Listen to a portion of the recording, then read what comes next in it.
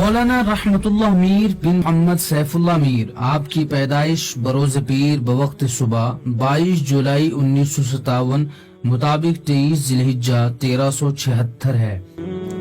ابتدائی تعلیم کشمیر کے ماحول کے مطابق مقامی اصلی تعلیم کے اسکولوں میں سیکنڈ ایئر کور تک حاصل کی۔ مزید آپ نے جامع اردو دینیات دیوبند سے فاضل دینیات 1976 میں، ساتھ ہی U P board of school education JNK Bose سے بھی BA پارٹ فرسٹ کا امتحان 1980 میں پاس کیا۔ اگست 1970 میں یو پی میں ضلع مظفر نگر کے مدرسہ شمس العلوم ٹنڈیڑا میں داخلہ ہوا۔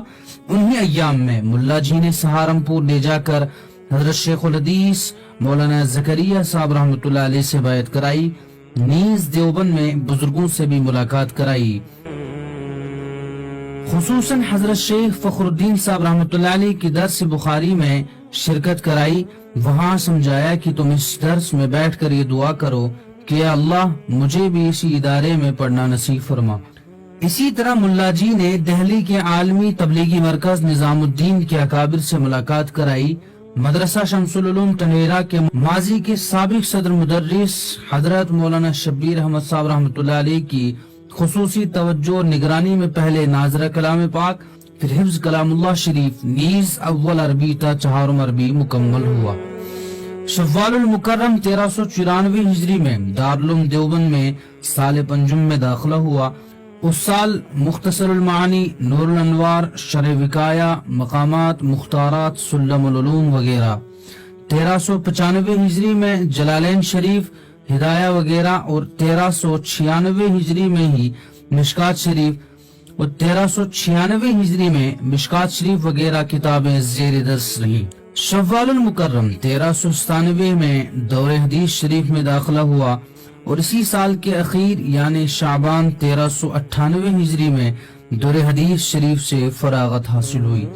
دوران تعلیم اگست 1975 میں حضرت شیخ الحدیث مولانا محمد زکریا صاحب رحمۃ اللہ علیہ کے درس مسلسلات میں شرکت نصیب ہوئی، اور 13 جولائی 1977 کو مولانا مسیح اللہ خان صاحب رحمۃ اللہ علیہ کے درس بخاری میں حاضری دی۔ جولائی 1978 مطابق رجب المرجب 1398 ہجری کو محتمم دارالعلوم دیوبند حضرت مولانا قاری محمد طیب صاحب رحمۃ اللہ علیہ نے مسلسلات الحدیث پڑھا کر اجازت حدیث مرحمت فرمائی۔ حضرت حکیم الاسلام سے آپ کو تمام متداولہ کتب احادیث میں اجازت حاصل ہے۔ حضرت مولانا کے زمانے طالب علمی میں جب جامع ازہر مصر کے شیخ الدکتور عبدالحلیم محمود کی تشریف آوری ہوئی تو اس وقت دارالعلوم دیوبند میں مختلف صوبوں کے زیر تعلیم طلبہ نے اپنی اپنی زبان میں ان کا خیر مقدم کیا۔ حضرت مولانا رحمتullah میر صاحب نے بھی طلبہ کشمیر کی طرف سے کشمیری زبان میں ان کا خیر مقدم کیا۔ ایک حافظ قرآن کو حفظ مکمل کرنے کے بعد سب سے زیادہ خوشی اس وقت حاصل ہوتی ہے جب وہ اپنا پورا کلام پاک تراویح میں سناتا ہے۔ مولانا کا بھی کشمیر اور کشمیر سے باہر قرآن پاک تراویح میں سنانے کا معمول رہا ہے، اور کبھی ایک رمضان میں دو مرتبہ یہ سعادت نصیب ہوئی۔ اب بھی تراویح اور نوافل میں سنتے سناتے ہیں، اور یہ معمول سفر و حضر دونوں میں برابر جاری رہتا ہے۔ حضرت فقیہ الامت مولانا محمود الحسن گنگوہی نور اللہ مرکزہ کی ہدایت پر مدرسہ مدینۃ العلوم خانپور ضلع میرٹھ میں تدریس کی سعادت نصیب ہوئی، جہاں آپ نے ایک طرف فارسی کریمہ کا درس دیا، دوسری جانب مقامات حریری وغیرہ کتب کا درس بھی دیتے رہے، ساتھ ہی بخاری شریف، جلسانی، ترمذی شریف، نیز ابو داؤد شریف کا درس بھی دیتے رہے۔ 1399 ہجری مدرسہ مدینۃ العلوم خانپور کی سالانہ تعطیل میں وطن عزیز کشمیر واپسی ہوئی، اور پہلے شام کے وقت ایک مکتب اور بعد فجر جامع مسجد شریف میں تفسیر قرآن کریم کا آغاز ہوا۔ ذیقعدہ 1399 مطابق ستمبر 1979 میں بانڈی پورہ کشمیر میں مدرسہ کی ابتدا مدرسہ اسلامی عربیہ بانڈی پورہ کے نام سے ہوئی، جس میں صرف 11 طلبہ داخل کیے گئے، جن کے قیام و طعام کا انتظام کیا گیا۔ آپ نے نورانی قاعدے سے لے کر حفظ، تجوید و قرات، فارسی اور ابتدائی عربی سے لے کر دور حدیث شریف تک تمام ہی درجات میں تدریسی خدمات انجام دی، جو آج بھی مسلسل جاری ہے۔ یہی مدرسہ دارالعلوم رحیمیہ کے نام سے مشہور و معروف ہے۔ مولانا کی سخت محنت اور بے حد جدوجہد نیز اکابر دیوبند سے والہانہ عقیدت و محبت اور اسلامی روابط ہونے کی وجہ سے آپ نے اپنے لیے یہ فرض عین سمجھا کہ اس روحانی و اصلاحی و علمی و نورانی تسلسل کو منقطع نہ ہونے دیا جائے، اور یکے بعد دیگرے آپ نے ان روحانی اور مقدس صفات شخصیات کا تعلق ظاہری اور باطنی اعتبار سے کشمیر اور خصوصاً اہلیان کشمیر کی طرف مبذول کرائی، اور واقعتاً یہاں کے بسنے والوں کے لیے ایک سعادت اور فخر کی چیز ہے۔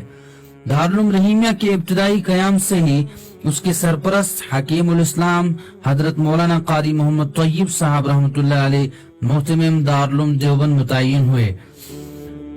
حکیم الاسلام کی رحلت کے بعد حضرت فقیہ الامت جامع شریعت و طریقت مفتی محمود حسن گنگوہی رحمۃ اللہ علیہ نے 1407 ہجری مطابق 1996 تک 14 سال سرپرستی فرمائی۔ حضرت کے حکم سے ہی مدرسہ میں جلالین شریف شروع ہوئی۔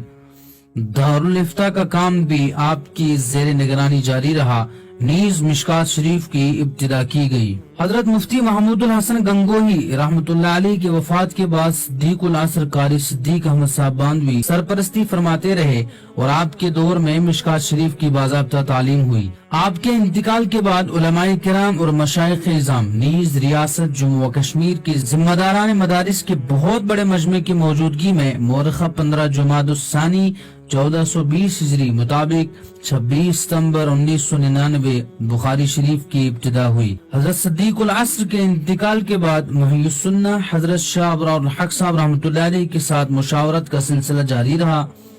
تمنا اور کوشش کے باوجود حضرت والا کا کوئی سفر کشمیر کے لیے نہ ہو سکا، تاہم حضرت مولانا قاری امیر حسن خلیفہ حضرت شیخ الحدیث مولانا محمد زکریہ رحمۃ اللہ علیہ کے اسفار ہوتے رہے ہیں اور اکابر کی یاد تازہ ہوتی رہتی تھی۔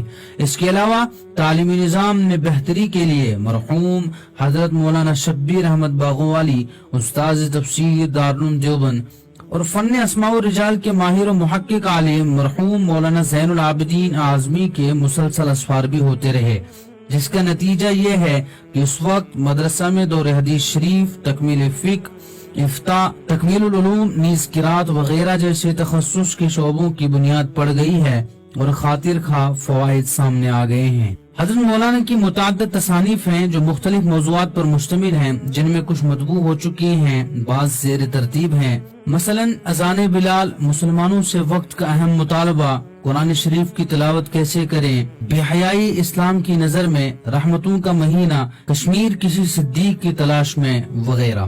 ملی خدمات میں بھی آپ نے نمایاں کردار ادا کیا ہے، جس میں کشمیر میں کثیر تعداد میں پائے جانے والے یتامى اور مساکین کی بہبودی، دینی و دنیاوی اعتبار سے ان کے روشن مستقبل کے لیے آپ کی زیر نگرانی المحمود چلڈرن ہوم جواہر نگر سری نگر اور ادارہ فلاح اسلامی ٹرسٹ واقع فروٹ منڈی پارمپورہ میں چل رہے ہیں۔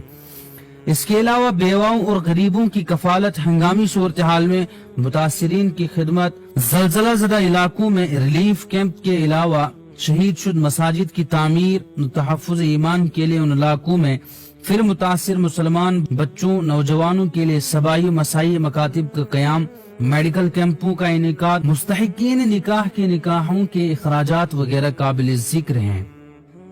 حضرت مولانا نے جماعت تبلیغ کے ساتھ بھی وقت لگایا ہے، جبکہ کثرت مشاغل کے باوجود نظام الدین بنگلہ والی مسجد میں حاضری کا معمول مستقل قائم ہے، نیز ریاست اور بیرون ریاست ہونے والے تبلیغی اجتماعات میں شرکت ہوتی رہتی ہے۔ اس کے علاوہ جمعۃ المبارک کے تقاضے سیرتی اصلاحی پروگراموں میں شمولیت مسلسل ہوتی رہتی ہے۔ آپ کو حرمین شریفین میں حاضری کی کئی بار سعادت نصیب ہوئی ہے۔ دعوت و تبلیغ کے پیش نظر حضرت مولانا دامت برکاتہم نے ہندوستان کے مختلف صوبوں اور مختلف ممالک کے اسفار بھی کیے ہیں، جو کہ اپنی نوعیت کے اعتبار سے بڑی اہمیت کے حامل ہے۔ 1970 میں حضرت شیخ الحدیث صاحب رحمۃ اللہ علیہ کی دست مبارک پر بیعت کا شرف حاصل ہوا۔ حضرت شیخ کے مدینہ منورہ ہجرت اور وہیں پر انتقال اور جنت البقیع میں جگہ پانے کی سعادت کے بعد آپ کا رابطہ اور تعلق فقیہ الامت حضرت مولانا مفتی محمود حسن گنگوہی نور اللہ مرقدہ سے رہا، اور فقیہ الامت نے ہی آپ کو 1406 ہجری میں بیعت السلوک کے لیے خلافت سے نوازا۔ حضرت فقیہ الامت کے وصال کے بعد صدیق العصر حضرت مولانا قاری سید صدیق احمد صاحب باندوی رحمۃ اللہ علیہ سے رجوع فرمایا۔ حضرت صدیق العصر کے انتقال کے بعد حضرت فقیہ الامت کے دوسرے محبوب شاگرد محی السنہ حضرت مولانا شاہ ابرار الحق صاحب جو کہ حکیم الامت کے خلیفہ تھے سے مشاورت اور مکاتبت کا سلسلہ جاری رہا۔ حضرت محی السنہ کے اس عالم فانی سے رخصت ہونے کے بعد آپ نے حضرت شیخ کے گمنام ولی باکمال خلیفہ حضرت مولانا قاری امیر حسن صاحب نور اللہ مرقدہ سے تعلق قائم کیا۔ حضرت مولانا کی شخصیت امت مسلمہ کے لیے بالخصوص وطن عزیز کے لیے ایک بہت بڑا سرمایہ ہے۔ اللہ پاک سے دعا گو ہوں کہ باری تعالیٰ استاذ محترم کا سایہ ہم سب پر خصوصاً متکلم پر تا دیر قائم فرمائے۔ السلام علیکم ورحمۃ اللہ۔